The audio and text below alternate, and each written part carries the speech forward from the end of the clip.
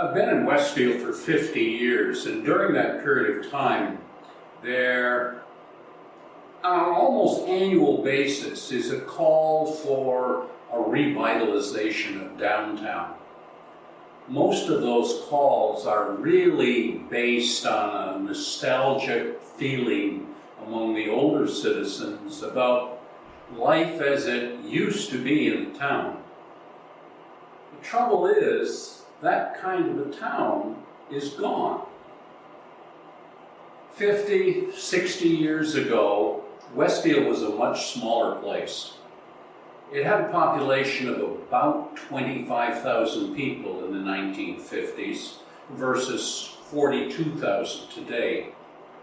And it was much more centered around a few streets in the center of town: Franklin, Court, Elm, Meadow.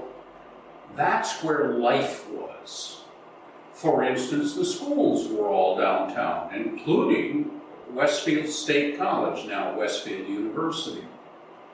The stores were downtown. You shopped downtown. You could walk to all major stores: Steiger's, Hearns, Landau's, Newberry's, Grant's, and on and on.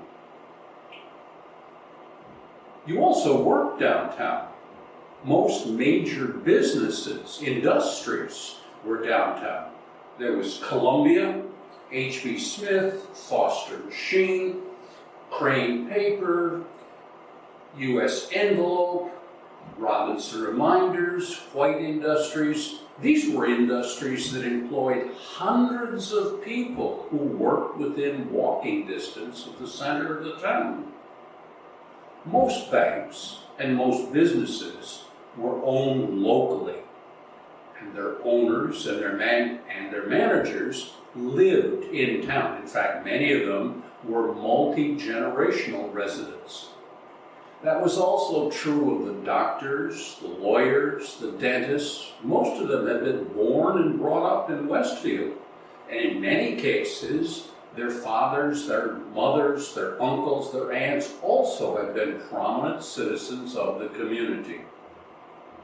Sports were local. Oh yes, in the summer, many people were following the national baseball teams, but other than that, it was the industrial leagues. It was the club leagues, the church leagues, the school leagues that people followed in their sports interests. That was also true in entertainment. There were 2 movie theaters. Most of the local clubs and churches had regular dances and brought entertainers from the outside world to events in town. Westfield wasn't unusual in this. In fact, it represented a life that many people in America were familiar with. But that world is gone. It's not coming back. But I thought it might be useful if we looked back to Westfield in the 50s and also to some extent the 60s to remind ourselves of what it is we've lost. First of all, Main Street Westfield was made up of major buildings, 3 to 5-story buildings that ran from the green in the center of town to the bridge on the north side. Another feature of downtown was traffic was much less. Here is a feature that we've forgotten.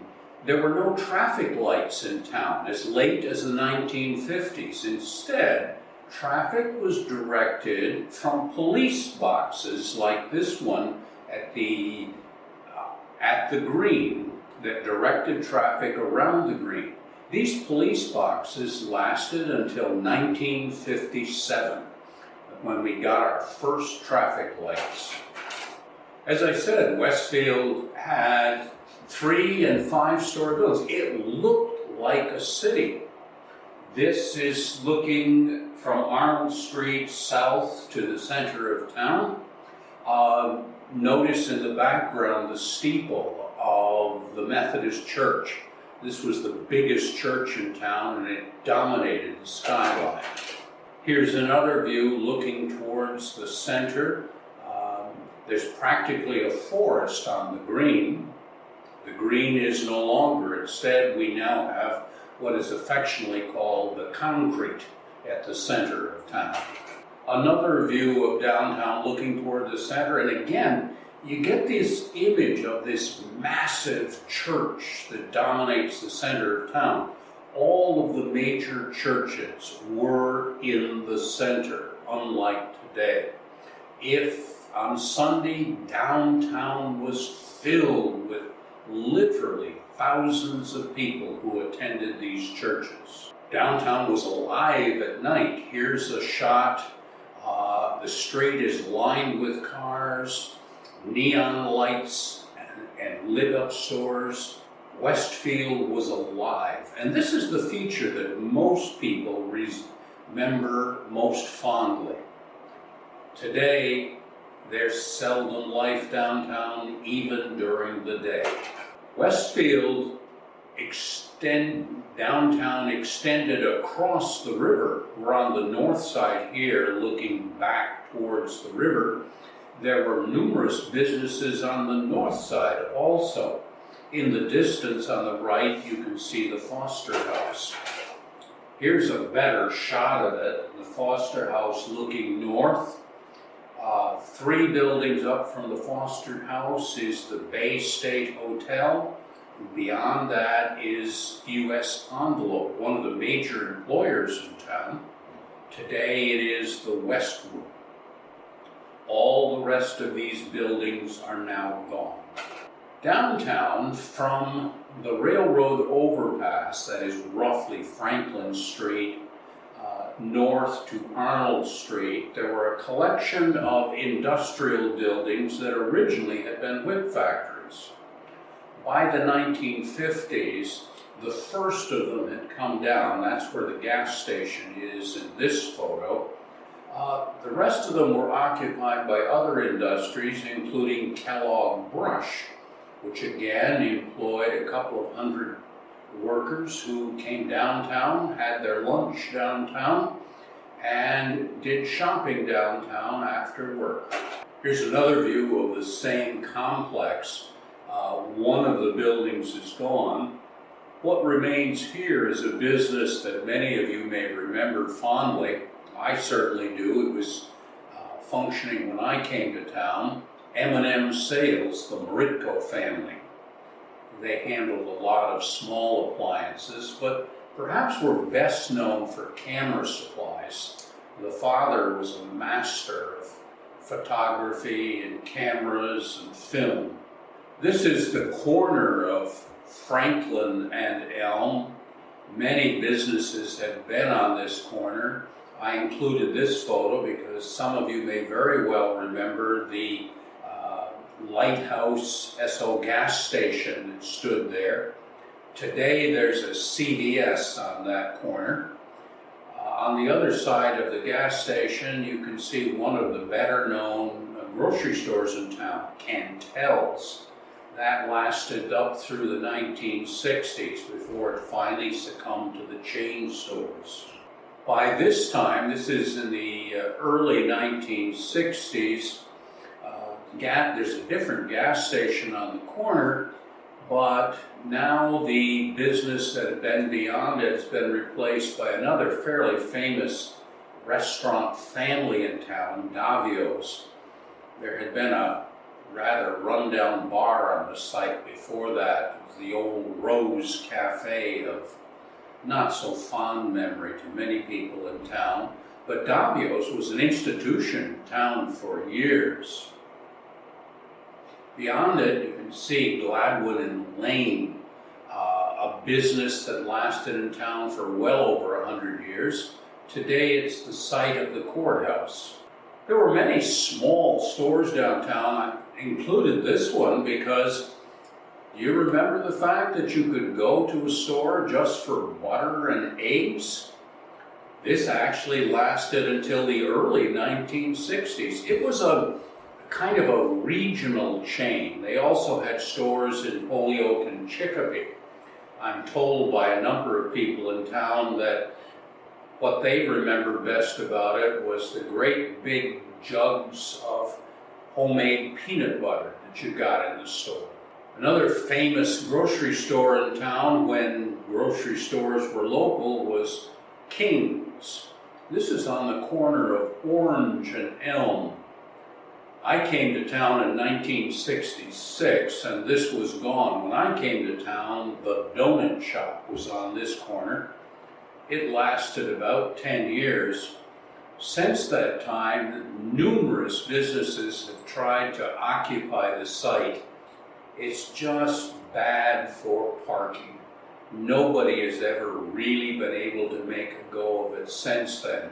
The flow of traffic down Elm Street is so heavy that it just makes it difficult for these street-line businesses to survive.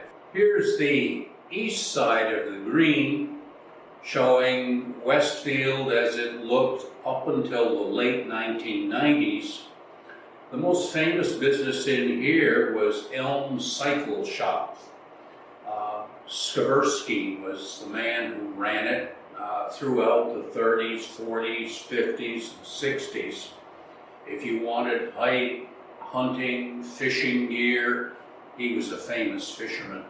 Hunting, fishing gear, bicycles, sports supplies, you went to Elm Cycle Shop. Today, there's a bank and a parking lot that occupies all this area. I'm going to be repeating that a lot. Parking lots seem to replace an awful lot of what once were vital sources of business in town. Here's the north side of the green. This is another one of those dominant churches that used to be downtown. This is the Second Congregational Church. The first and second congregational churches were both built in 1860. The first church just had too many people attending, and so they built the second church and split the population across the green. As I said, schools were downtown also. In the era that most of you may remember, this was called the Intermediate School. Today it's the site of the fire department. Originally, when the town moved to this site, and by the way, it moved to this center about 150 years after its establishment. When it moved to this site, there was a school here also. It was called the Westfield Academy. It was a private tuition charging high school. In the 1850s, the property was converted into the Westfield High School, which remained on this site until 1932 when it moved up to Smith Avenue. And then the site became the Intermediate School, and it lasted until 1962. Basic problem was it was a school in the center of town with no playing fields, not even any room for recess. In the early days, boys and girls played on Broad Street. And that was in the days when they didn't have tractor trailers. In 1962, Westfield built the first of its modern middle schools. This was on West Silver Street. This is the Esther Fowler Salmon Farm. That's across from Patriots Park, Memorial Park, and is the site of the middle school today. Other churches that were downtown, here's the Unitarian Church. This was on the corner of Elm and Chapel Street. That's why it's called Chapel Street. When the Unitarian population got too small to keep the church up, they sold it to the Westfield Masons. And the Masons occupied it from 1899 to the early 1960s. Then they moved to Broad Street, and this property was taken over by Westfield Savings Bank, which in the early 1960s tore it down, built the bank there. Since that time, the bank has gradually expanded, taken down all the buildings around it, and converted them into parking lots. Westfield had a terrible time with its fire department. Westfield's fire department was outdated long after it should have been. And one of the reasons is this was the fire station until 1975. This little building on Arnold Street was too small for the fire trucks. They had to be parked outside behind the building. I've talked to firemen who worked in this building, and they said that snow came in around the windows and the roof leaked. And this building, which was built in the 1850s for horse-drawn fire engines, never effectively served 20th century purchases. Finally, in 1975, the city built the new station on Broad Street where the old intermediate school had been. Here's another business that's long gone. This is on School Street. This was a church. This was the Advent Church. Eventually, it became Schmidt's Auto Dealership and then a gas station. But within the memory of some of you, it was Piper's Dry Cleaners and lasted that way until about 10 years ago when the building was torn down and it became, guess what? A parking lot. Here's the last piece of entertainment in town. It's one of the 2 movie theaters. This is the Strand. I'm sure a number of you remember that.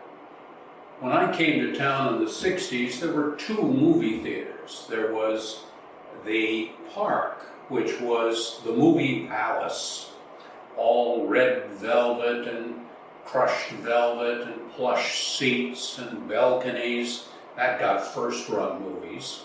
And then here on Church Street, and by the way, Church Street was named because at its head was the original Baptist church.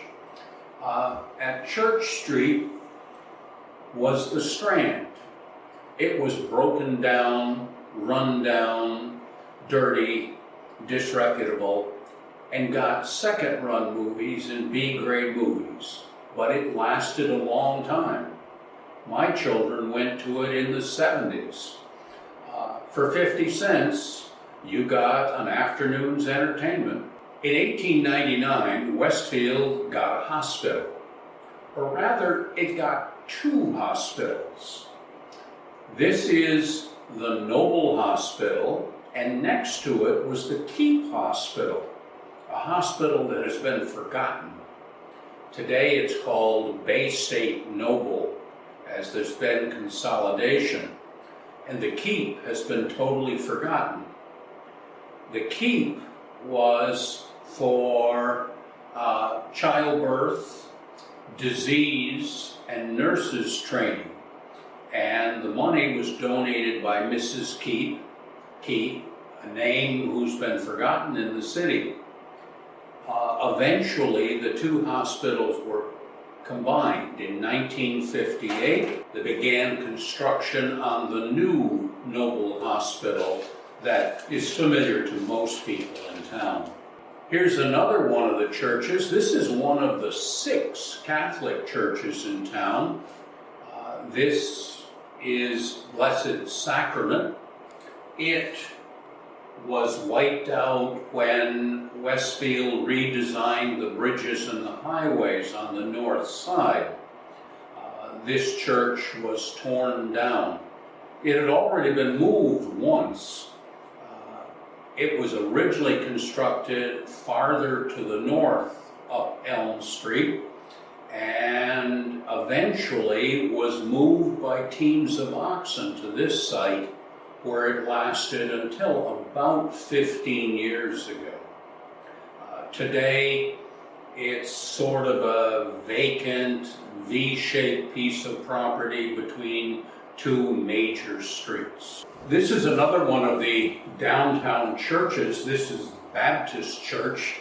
The steeple is where the church was. The building, the brick building right next to it, that originally was a, quote, gentleman's club, unquote, outraging the Baptists with their very strict views about drinking and gambling, and a rich member of the church bought the property and donated it to the church for a parish house. That lasted for a number of years. The white building on the corner, and this is the corner of Chapel and Elm, originally was a hotel called the Central Hotel. It burned down in the 1930s and was replaced by a gas station. In 1959, the Baptists purchased the gas station, cleared the site, and expanded the church to this corner. Now, I've included this shot because of the elm tree. This is the last elm on Elm Street, and it survived, some of you may remember, until about 20 years ago. At that time, in one of the revitalization plans in Westfield, Westfield had a street fair every summer, and set up in front of this street fair was a tent that served food and ice cream. And it was an August fair, and a terrible thunderstorm came up, and the storm toppled this last elm tree, which was badly rotted at that point in time, and killed the manager of the tent. If you go down to this corner of Chapel and Elm today, there's a bench there and a plaque marking the death and the loss of this last elm tree on Elm Street. Here, of course, is the building of the Baptist church as it was finished. You can see Westfield Bank just beyond it. This is another of the downtown churches. Of course, this is the patron church of all. This is the church of the original Puritan founders. This is the first Congregational church. Originally, it had a magnificent pointed steeple that was 120 feet high. Typical of your New England Congregational churches. A winter nor'easter in 1886 broke that steeple off and smashed it through the roof of the church. It was replaced by a Gothic monstrosity, which overtowered the simple brick building beneath it. In the 1930s, that wood steeple rotted so much that they took the top half off. And this is what you would have seen in downtown Westfield in the 1940s and 50s. It also gradually rotted away, and in 1961, they took this steeple down. Next to it is the City Hall as it existed until 1956. That's the building that has been empty and for rent, lease, or sale for the last 20 years. And here is the First Congregational Church with its new 1961 steeple that we're familiar with today. On the north side of the green, as I said, was the Second Congregational Church, the other great church downtown. 1960, in the early 1960s, people felt there wasn't enough parking downtown, the church was outdated, and so they built a brand new church way up Western Avenue near the college today, and they tore this one down. It was replaced with a parking lot. The church that really dominated downtown, as I showed you in some of the earlier images, was the Methodist Church. This was on the corner of Elm and Court Street.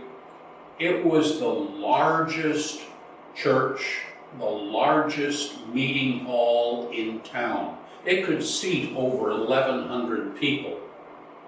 It was built in 1875, and because of its location and because of its size, it was the site of Westfield graduations. The archives of the library hold numerous pictures of high school graduating classes assembled on the front steps of this church. Some of you may remember that the intermediate school classes also used to assemble here. If major political events happened in town or major speakers came to town, they gathered in the Methodist Church because it was the meeting site. In 1967, this grand old structure was torn down and an ultra-modern church, much smaller, built in its place. Schools were downtown, as I told you. This is Washington Street. The building in the front is the Green District School. That's the elementary school that serviced all the people who lived downtown around the Green. Just beyond it, you see the Washington Street Training School.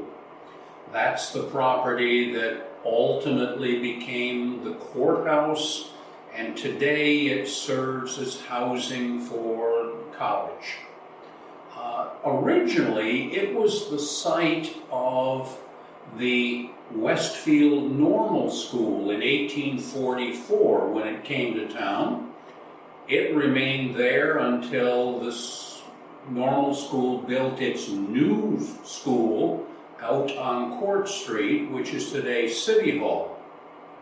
And then the training school was built in its place. That's the building that remains.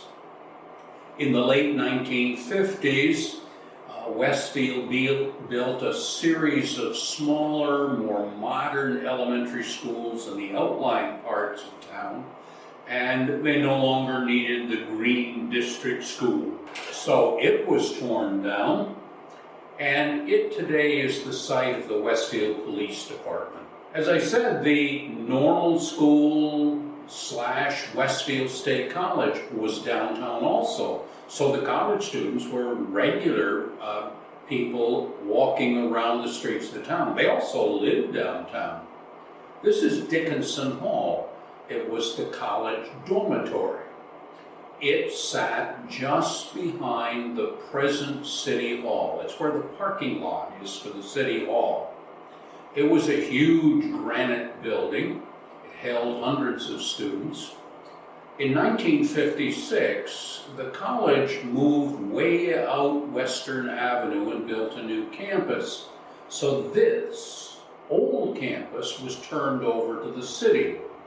The academic building became the City Hall, and the city didn't know what to do with this. It was a very solid structure. Unfortunately, various people began to break into the building, fires were set, and so in the late 1950s, the city tore it down and made a parking lot. This is the original Toccoa Country Club. Unlike the Toccoa Country Club that today sits down on the flatlands of Route 20, this one sat up on the bluff. Toccoa Country Club was only a 9-hole golf course. This sat, the best way of understanding its location is to think about going out Western Avenue and across from Stanley Park. On the right-hand side of the road on the bluff is what some of you will remember as the Stanley Home Products headquarters building. The college today uses it for classrooms. That's approximately the site of the original Toccoa Country Club.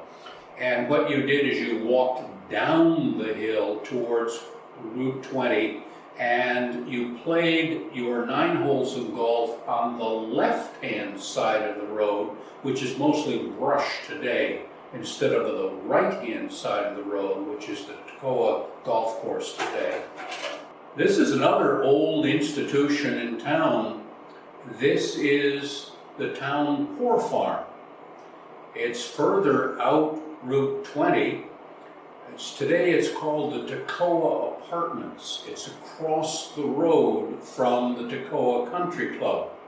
In the days before public welfare and social services, if you were poor and couldn't take care of yourself, the city did provide services. If you were old, you went to the poor farm, where you had to give up all your possessions and the city would feed you.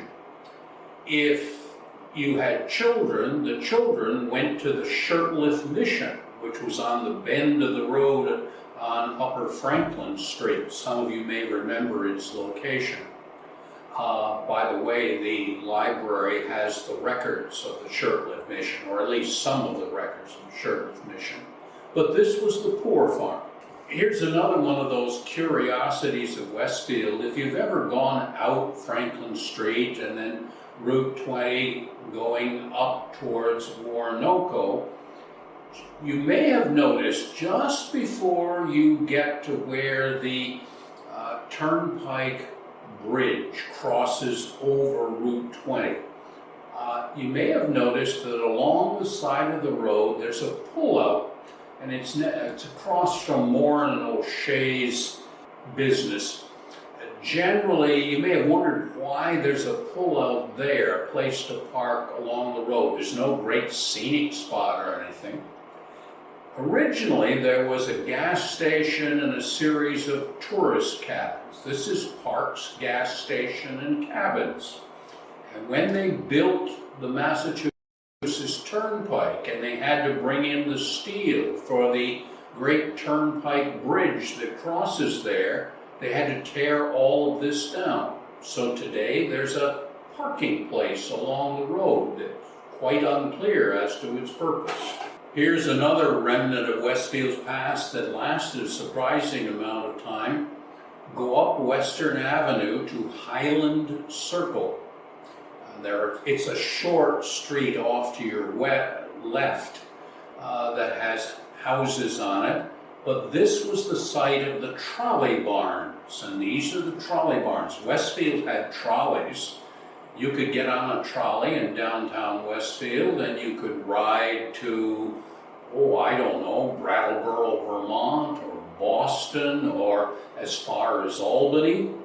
In the 1930s, those trolley lines were pulled up, and one of the last of them was one that went up Western Avenue to Warnoco Park, which is across from the college. It's a housing development there today, but it was a very famous resort area here in town. I'm told by someone who lived here that as late as the 1950s, there were still trolley cars in these barns. By the way, the earlier trolley, some sign of that survives in town too. Some of you may remember that if you went up North Elm Street, just before you climb Clay Hill to go to the Turnpike, with Mestec on your left, on the right-hand side there is a big old red brick building nestled up against the hill. Up through the 1970s, there was a mural of a Pegasus horse painted on that building. That was the horse car barns for the horse trolleys that used to run in town before the trolleys were electrified. Yes, Westfield had a public swimming pool. This was on Smith Avenue, next to Grandmother's Garden, across from the Trade High School. That lasted until the early 1980s, when the town decided it didn't want to spend the money to keep the pool up. But it was exceptionally popular with the young people of Westfield in the summers before that time. Well, that world began to disappear. Right after World War II, a number of the older buildings in town were beginning to need a lot of investment and repairs. And people weren't willing to make those repairs. So they began to tear them down. And the first destruction happened on School Street and at the buildings on both sides at the head of School Street. This was the original Methodist church. built in about 1840, and it lasted as the Methodist Church until the big new Methodist Church was built in 1877. Then it became a variety of commercial establishments. The post office was there for many years, Loomis Brothers grocery stores. The upstairs, which was the church proper, was the original main meeting hall in town where political events were held. By the way, the normal school held its graduations there for decades. In 1948, the upper stories were taken off it. So if you are downtown and you happen to look at that strange gray, large gray flat top building on the corner of School Street that the paint is flaking off badly today, it's the remains of this Methodist church that had its top stories taken off. This was at the same time that they went down School Street and knocked down many of the buildings on School Street, which is where we get all our parking lots there today. That was the original shopping street in Westfield. The other thing that changed Westfield were fires. This is Bryant Hardware. It originally was a 5-story building, but it caught fire 3 different times, and each time they took another story off the top of it. Next to it is one of the more famous restaurants in town. This is the Coffee Den. When I came to town, it was the place where every businessman and lawyer had breakfast in the morning to discuss the business of the day. It got caught in a major fire and also burned. The end result of all these fires was this kind of property that looks awfully barren here right now. Where those boarded up sections were, they built a new 1-story structure. Some of you may remember building 451, which was the first discount store in Westfield. That eventually rotted away, and that's a parking lot today. The remains of Bryant Hardware, which is to the right, now a much shortened building, that's where Mina's tobacco shop and newsstand is today. Fires also took Westfield hotels. I've already mentioned that the Central Hotel downtown burned. The Park Hotel on the Green burned in 1942. This was the original college dormitory. This was the original dormitory on Washington Street, across the street from the college when it was there. When the new college was built in what is today City Hall, and the new dormitory, which is called Dickinson Hall, this became a hotel. It was originally called the Aliqua. In its last days, it was called the Pilgrim Hotel. And it became sort of a derelict's hotel, cheap flop house, and it burned in the 1970s. In its place, we got the Washington Street Housing for the Elderly. A short, quick story. If you've ever noticed, that's a rather strangely constructed building. It seems to be up on pillars. The reason for that is very simple. There's an underground river that runs through town, right through there. When the college dormitory was built, they had to cut a stream through the floor, and the stream ran as an open stream in the basement of the building for decades. In the spring of the year, the dormitory was regularly flooded. When they built the Washington Street housing, they had to build it up the way they did now to take care of that stream, which continues to flow underground through the city, right through that property. This was Westfield's first fast food hamburger place, Drummer Boy Hamburgers. It was in existence when I came to town. Everybody flocked to it. I think it was 25-cent hamburgers, but in those days, maybe it was 15-cent. It was the first. It lasted a couple of years and burned to the ground. Today there's a gas station in place of it. The biggest fire that made the biggest changes to Westfield were in this building. This is the professional building, originally called the Parks Block. It was 5-story, granite-faced, massive. It housed various commercial properties on the first floor. In its last years, most famously Landau's department store. It also housed various offices, doctors, dentists, lawyers, selective service, the Christian Science reading room. Then on floors 3 and 4, it had single room occupancy apartments. The English call them bed-sitters. It housed an awful lot of elderly citizens. This was before Westfield built very much housing for the elderly. So if you were old and alone, you could get a fairly cheap apartment in this building. The strange thing about it was the top floor. Think about all those elderly people in those little apartments. The top floor was a bowling alley. I can't believe it, but I am assured by numerous people who remember the building well. In 1952, in the middle of winter, it caught fire. It was the second greatest loss of life of any incident in town. 6 elderly people lost their lives. Dozens more were rescued with great bravery by firemen. Now remember, Westfield's fire department in that day, it had no fire equipment which could reach these floors. The firemen leaned ladders from the roofs of nearby buildings and crawled into the buildings. No air packs in those days. They crawled on their hands and knees with ropes tied around their waists to rescue a couple of dozen elderly people from this building. It was a disaster in town.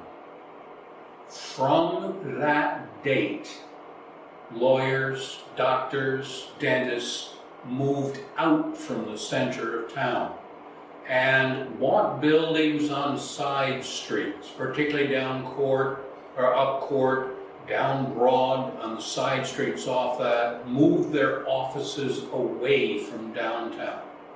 In moving their offices away, they moved their patrons away. People no longer walked downtown, no longer saw the doctor and then stopped in for lunch. Downtown never recovered.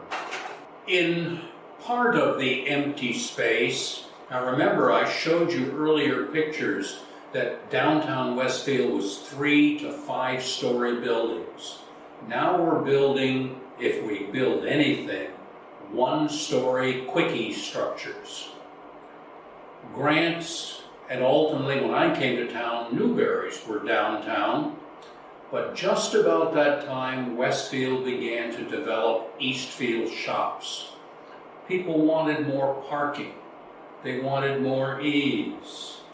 And the businesses went out. Newberry's dutifully tried to hang on downtown, bringing people, but in 1985, fire burned Newberry's. Nothing ever replaced it. We called it the hole in the ground for the next 35 years.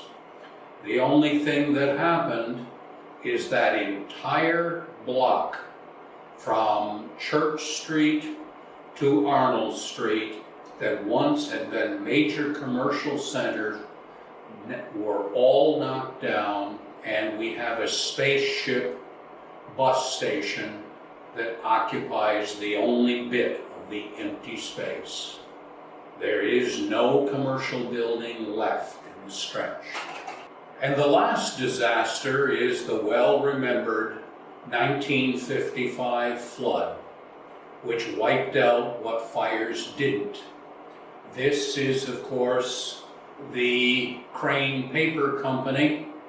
On Route 20, the flood smashed the dam, smashed the building. On the north side, it did particularly damage.